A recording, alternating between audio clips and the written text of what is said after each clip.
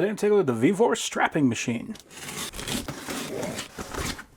We got our instructions, and here is the machine. Nice heavy unit as well. So nice rubber handle on here. It actually feels fairly comfortable to grip. We got our battery compartment in the back. It is important because this is actually fairly front heavy, so that's going to help to balance the thing out. Got a couple levers here, so we can see this one will actually hold the tape, and then we can lock the tape from that side with this lever. We got our battery. It's a 14.4 volt, 4 amp hour, and it has an indicator, and then it comes fully charged. It's got a push button release, so that's just going to lock that guy in. And it looks like we actually got two of those. We got some tools. We actually got a fairly thick wrench, and it actually comes with some replacement hardware. This is pretty cool. So it actually has a diagram showing you what's inside of it. That's really cool just because most companies are trying to hide what's inside of it. This one is actually showing you exactly what everything is. And here is our battery charger. It says it inputs 100 to 240 volts, so it's good for international or domestic. And it outputs 16.8 volts or 21 volts, both at 2.5 amps. So battery is just going to drop in the back. We got our battery indicator over here. Okay, so this button is our winder. You can see this wheel is going to spin.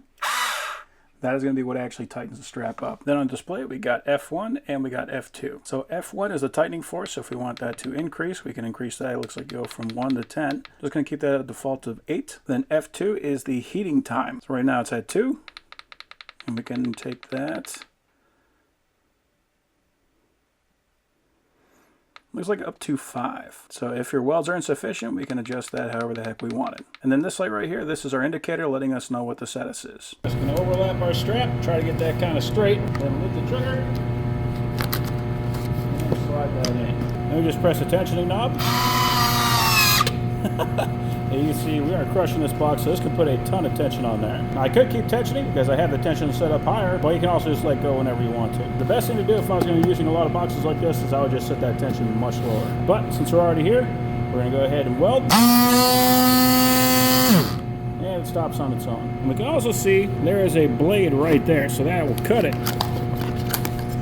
Lift and back it out. And now we've got a nice strong strap.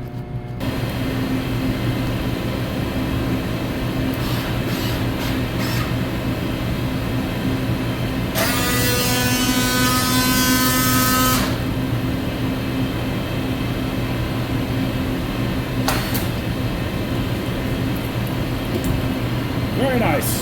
So that is a pretty awesome tool.